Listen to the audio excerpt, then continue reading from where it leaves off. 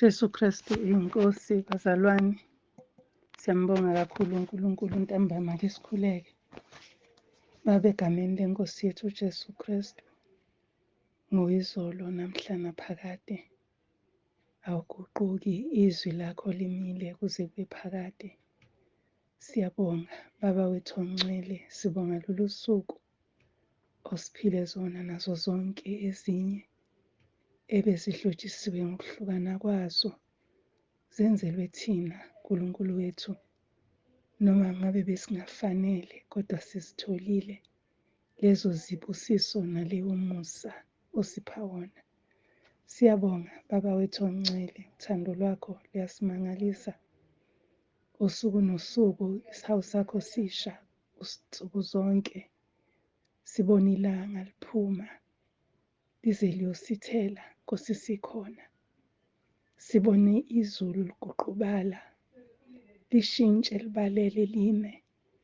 Siyamangala uNkulunkulu wethu, sithanda kangaka. Sikunikeza udumo ke Nkosi sikuyo kuso lesi sikhathi. Siyafisa Nkosi ukuthi uma sikudumisa kube ngeyindebe ezihlanzekile, izizindlo nemicabango eclean. Kube uNkulunkulu wethu unembezo ohlanzekile. Size phambi kwakho ngokuhlanzeka. Ingalokho ke Nkosi sicela singena kule nkonzo ukuba usihlanze, sisho njengalowo mthelisi ukuthi sihawukele thina zoni. Siyacela ke Nkosi ungihawukele nami ngingesikhulu isoni. Ngiyacela Nkosi ukulungiswa nguwe, ngiza phambi kwakho sizofunda izwi lakho Baba wethu ongcwele. Libiyele ulivikele kuze kuthi sonke ngabanye sizwe kufanele sikuzwe ngegama lenkosi yethu Jesu Kristu inkosi. Amen. Ngibingelele bazalwane egameni lenkosi yethu Jesu Kristu waseNazaretha.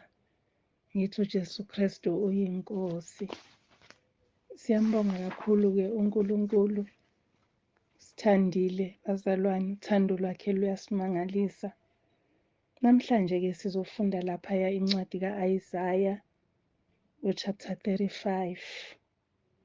Sizofunda nje uverse 8 kuze kufike ku10. Sizobe sicaphuna ke kwezinye indawo ngisizwa inkosi la isiholela khona.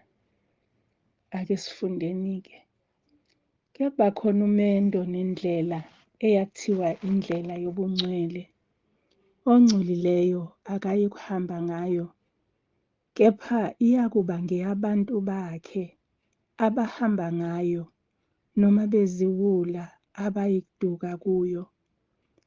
Akuyuba khona lapho ingonyama nesilwane esihahayo asikhuphukela khona.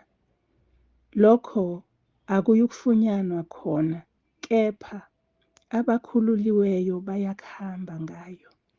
Abahlengiweyo bakaJehova bayakubuya baye eSiyoni ngokwethaba. Intokozo engunaphakade bephezu kwamakhanda abo. Bayokuthola ukujabula nokuthokoza kubaleka usizi nokububula. uJesu Kristu inkosi. Bazalwane, yilo lelizwi esizokhuleka ngalo namhlanje. Enhlizweni yami kuye kwabuya nje ukuthi sise emkhosini wokubonga. Sibonga uNkulunkulu ngezinto zonke ezimangalisayo asenzela zona. Ngiyathanda ke lapho uJobe ethi uNkulunkulu udalile usuku olubuhlungu walidala noluhle. Angisazi noma uJobe kodwa ngazi ukuthi kuJobe. Kodwa uNkulunkulu uyakudala konke, zonke izinsuku zidaliwe nguye. So thina ke simele ukubonga konke ngoba sikwazi ukuzenzela khona. Awukwazi ukuthi namhlanje ngifuna kube usuku lwami lokukhala and then ubese uyaqala uyakhala. Awukwazi ukuthi namhlanje ngifuna kube usuku lwami lokujabula bese uyaqala uyajabula. Kodwa kunezinto eziyenzeke usuku bese luba yileyo nto uNkulunkulu ahlela ukuthi lube yilona. Siyambonga-ke uNkulunkulu wethu, siye sathi sizongena ephasikeni sakhuleka, simcela uNkulunkulu wethu ukuthi asenzele umusa, sihlenga, siphephise. Simcela uNkulunkulu wethu ukuthi singabi njengomhlabathi oyidwala, kodwa sibe njengomhlabathi ovundile. Angabi khona ameva emhlabathini, funa icinanise imbewu. uNkulunkulu wethu senzele bazalwane. Ingalokho-ke sikulo mkhosi wokubonga. So uma ngisalifunda lelizwi, ngibheka thina esiphuma emlilweni, ngibheka thina esiphuma emanzini esigcwele udaka, wena wabona uJona ephuma esiswini senhlanzi. Ngibheka thina esithi sisindisiwe, thina esihlengiwe. Lithi-ke lelizwi, abahlengiwe bakaJehova bayokuhamba ngale ndlela, bakhuphuke ngokwethaba. Ingalokho sibonga bazalwane. Asibongi ukuthi asizange sibe nezigigaba ezimangalisayo, kodwa sibonga ukuthi zithe noma zisiqonda, wama phambi kwethu, wasinqobela. Ngiyayithanda-ke indaba yabantwana bakwa-Israyeli besuka eGibhithe beya ezweni lesithembiso. Ngithanda la sebefika olwandle olubovu, la selithi izwi likaNkulunkulu wayilunguza impi yaseGibhithe esefini. Wathi ukuba ibone, walinda ukuthi abangene bonke abakwa-Israyeli bawele. Uma sebewelile, wayeseyawadedela amanzi.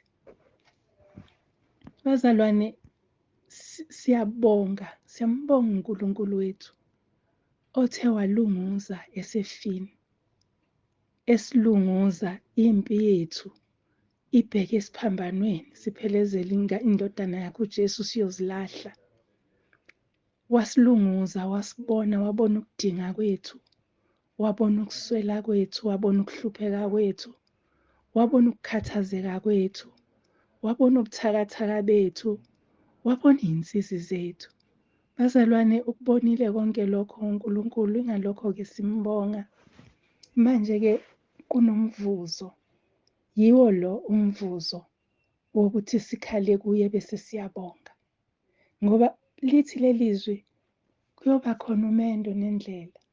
Besise enkonzweni ebikhuluma ngobuhlakani besiphambano. Esiphambanweni la besithola khona uthando, sithola amandla, sithola ukunakekelwa, sithole konke lokhu besikutholile esiphambanweni. Safundiswa ukuthi sihamba kanjani. Yileyo-ke bazalwane indlela uNkulunkulu afuna sihambe ngayo. Le ndlela iyathiwa indlela yobungcwele.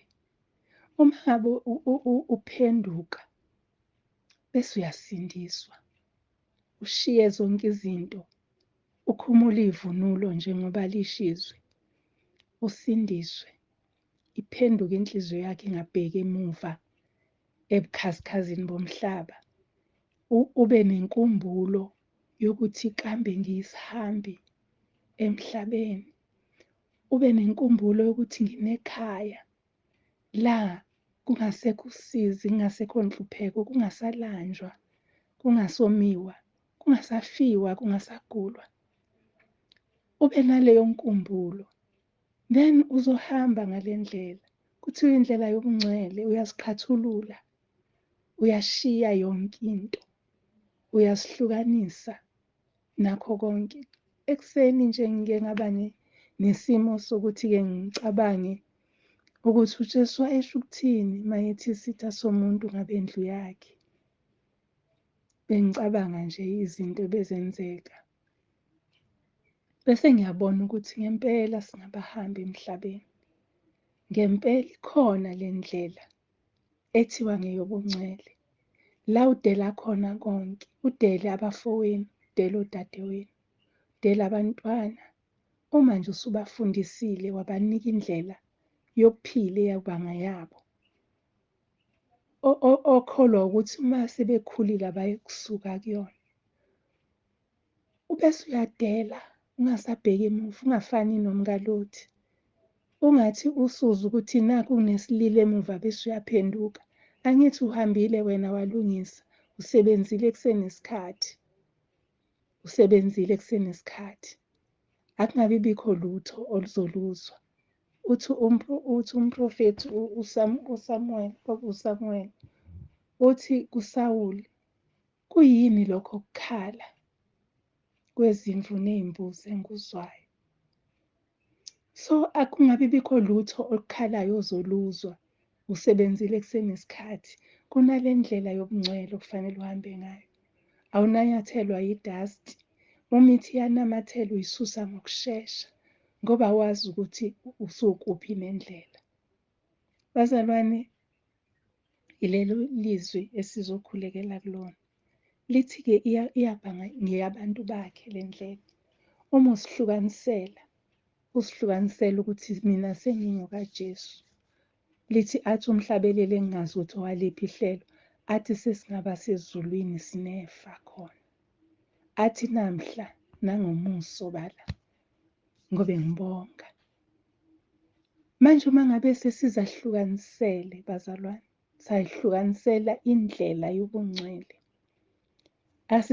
Asisikwenza okunye, liyaqhubeka-ke lelizwe silifundile lithi akuba khona ngonyama nasilwane esihahayo lapho kuleyo ndlela. Ngoba phela lithi izwi ningesabi nginani. Kusho ukuthi ingonyama iyosaba lo ingonyama yomndeni wakaJuda ongaphezu kwayo. Ithobe ayiseyokuhaha, ngeke ihahele ukukuluma. Sinqotshelwe bazalwane. Besisephasikeni, sinqotshelwe esiphambanweni. Sinqotshelwe lichotshoziwe ikhanda lenyoka. Sanqotshelwa thina. Akusekho silwane siyohahela ukusidla. Phela mangabe sihamba ngobungcwele. Asisiqapheleni-ke bazalwane. Asisiqapheleni. Sihambe kule ndlela yabakhululiweyo. Sihambe kweyabahlengiwe bakaJehova. Sikhuphuke ngentokozo. Intokozo ibe semakhanda ethu. Kudede ngisho usizi nokuhlupheka kithi. Ngisho nokucomplain, ukububula kungabi sabakhona. Ngoba sesihlengiwe bazalwane. Sihlengiwe. Igazi liye lagobhoza, lasigeza, sagezeka, savuma. Kunzima mangabe uphinde wajikela emuva wayolanda lapho okuginqikela imikhono umthwalo wakho. Sengathi besingazama bazalwane ukungayilandi izinkathazo zethu. Sengathi besingazama nokungayilandi imithwalo yethu esinikezwe uJesu. Ngoba yena uyasikhathalela, uye wazendlala ukuthi uzosikhathalela, uzosithwala. Lithi-ke izwi lapha khona la ku-Isaiah lithi umbuso uyoba semahlombe akhe. Kusho ukuthi yonke inkathazo yethu isemahlombe akhe. Ukuze thina sihambe njengabakhululekile, abahlengiwe, abanentokozo, abanokujabula nokuthokoza. Singabi nosizi nokububula, kodwa sihambe endleleni noma ngabe asiqondi kahle. Noma ngabe siziwula bazalwane. Lithi izwi likaNkulunkulu, izwi lesiphambano liwubuwula kwababhubhayo. Kodwa kwabahlakaniphile liwukuphila. So noma ngabe-ke sithatha leli zwe liwubuwula, kodwa sinakho ukuphila. Asihambeni ngakho lokhu kuphila ukuze size sifinyelele la sinekhaya khona.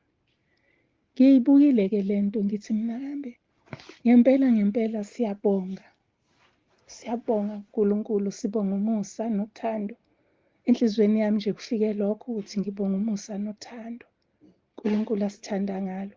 Aze asihlelele le ndlela esafe kangaka. Umusa lo bazalwane, uthando lolo olubanzi, olujulile, olungelinganiseke. Uyazi ukuthi uma ngabe ethobisa, aze athobisa indalo, ayithobisele abantwana bakhe, maye kithina masidela lo musa, bazalwane. Siyawubonga-ke umusa kaNkulunkulu, sibonga ukubekezelelwa nesithembiso ey'ngaka uNkulunkulu asipha zona. Mhlawumbe ubungasaqondi ukuthi yini oyibongayo, kodwa kuzo zonke izinto kukhona nokuthi uyasibekezelela uNkulunkulu, uyasibekezelela alokhu esikhumbuzile ukuthi ukhetha ukuphila. Shiya okubi wenza okuhle ukuze uphile. Sibekezelelwe bazalwane, uthando lwakhe luyasimangalisa. Sibonga ukuhlengwa, sibonge nokuphulukiswa. Buningi ubufakazi obukhuluma ngakho ukuthi once wamkhetha lo Jesu, wadiliza udonga, wamvuma uJesu, walidiliza udonga, udilika ngisho izifo ebesemzimbeni, okuyiproof yokuthi baqinisile abantwana bakaNkulunkulu uma bethi izifo zonke zidalwe emkhathini. Sho njalo uPastor Linda uthi zidalwe emkhathini. Yinto ayembulelwa iNkosi uJesu eku-40 days entabeni.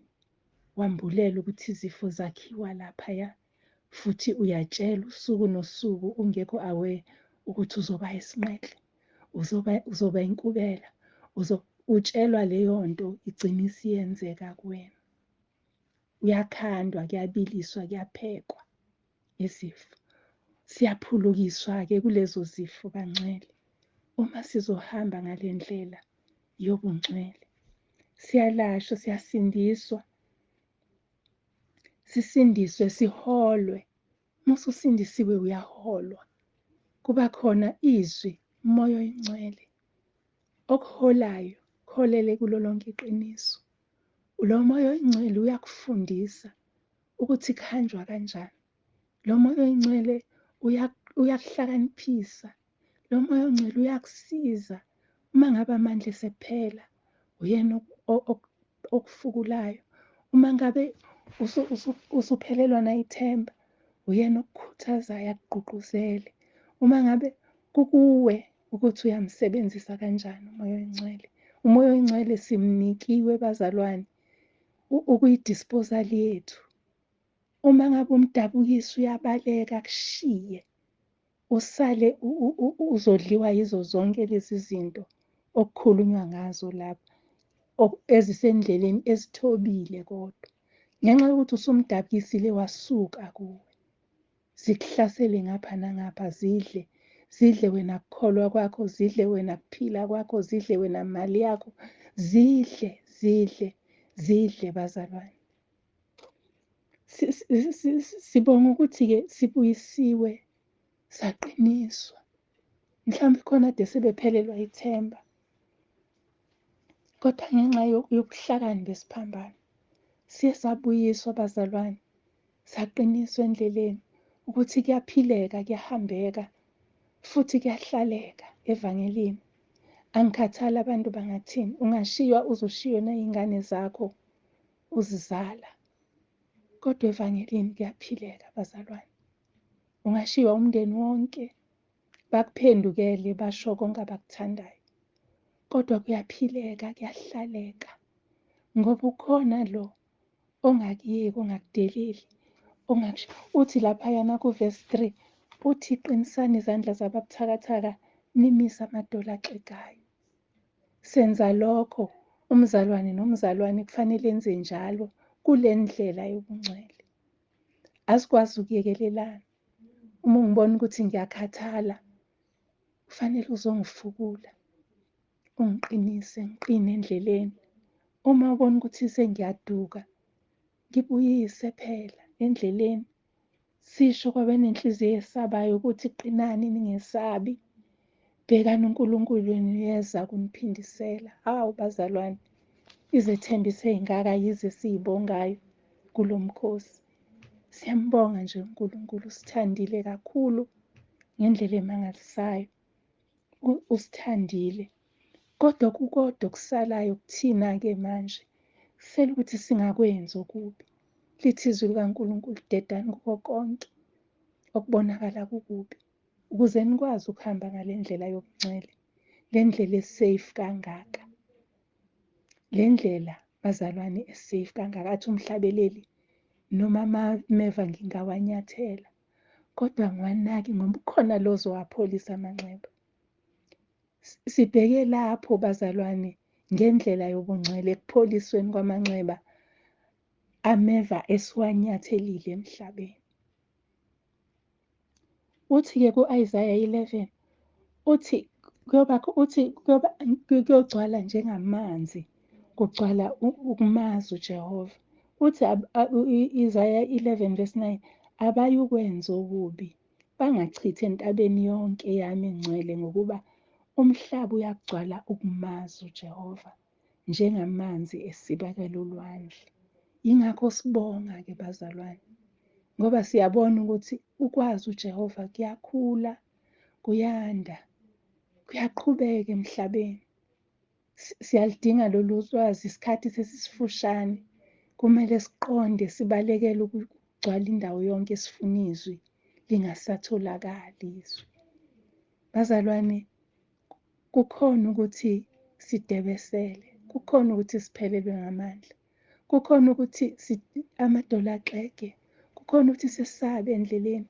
Siyaqiniswa kodwa namhlanje ukuthi sizohamba ngoba yena uzobe enathi, yena uzobe ekuphelisile konke lokhu esikusabayo thina. Manje-ke ngiyafisa nje bazalwane ukuthi sisazokhuleka, ilowo nalowo azikhulekele, azi ukuthi ukhona uNkulunkulu osimisele ukuthi sibe nokuphila, ukuthi sibe nakho ukuchichima, ukuthi sihambe ngokulondeka, singabi nayo into. Yiyiphi-ke Nkosi yami le ndlela uNkulunkulu akhuluma ngayo la? Indlela yobungcwele, uJesu Kristu uqobo lwakhe. uJesu Kristu uqobo lwakhe, njengoba ezisho yena lapha encwadini kaJohane, John 14, uthi uJesu wathi kuye, mina ngiyindlela neqiniso nokuphila, akakho oza kubaba ngaphandle kwami. Uma ngabe singazi ukuthi siyaphi, bazalwane, nansi indlela, inguJesu. Nansi indlela iqondile bazalwane, ayinabungozi, ngoba ibhere uyalinyathela phansi, inyoka uyayichoboza ikhanda layo, konke uyakunqoba, ukufa uyakunqoba, usizi uyaduduza apholise, ubuhlungu uyelapha apholise, asindise, ahole, uyikho konke bazalwane, uyikho konke. Ake simkhonze, ake sizinikele kuye, ake sihambe ngobuqotho. Nansi indlela. Uma ngabe besingavuma nje ukuthi siyiziwula, so sizohamba ngale ndlela, besizophila bazalwane. uNkulunkulu womusa nibusise, uJesu Kristu inkosi, sikhuleke. Baba, egameni likaJesu, izwi lakho siyabonga. Khuluma-ke ngalo ey'nhliziyweni zethu ngamunye ngamunye. Siyifune le ndlela, siyibambe, sihambe ngayo sinokuqonda. Uma ngabe Nkosi sikhubazeka endleleni, vusa phela abazosiqinisa, basiphakamise, size sibambelele kuwe, siholwa nguwe, ndlela neqiniso nokuphila. Siyabonga. Udumo kuNkulunkulu kweliphezulu, kuthule emhlabeni, kubantu abathokozelwa nguye uJesu Kristu uyinkosi. Amen. Siyambonga kuNkulunkulu bangcwele. Nkosi yomusa inibusise, sihambe ngale ndlela. uJesu azabuye. Amen.